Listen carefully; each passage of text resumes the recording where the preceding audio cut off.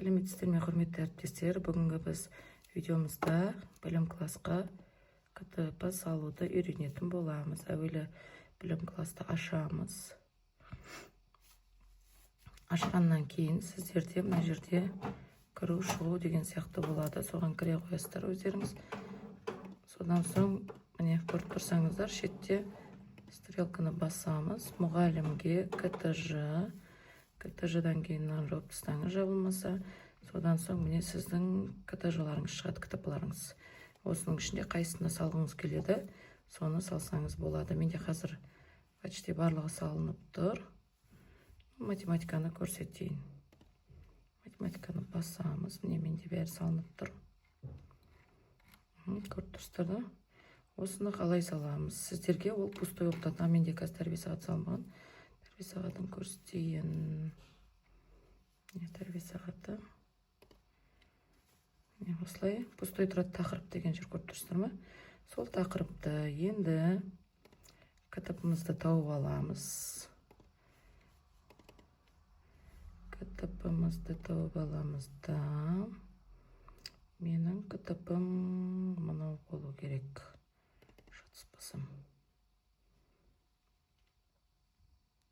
Осы міне.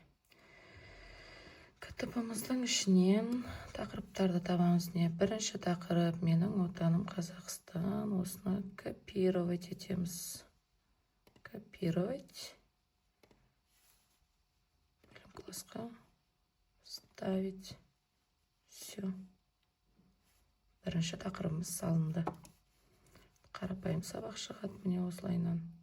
Осылайнан ары қарай кете бересіздер.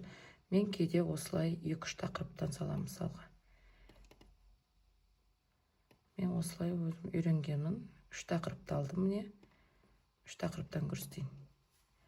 Копировать еттім. 3 тақырыпты салдым.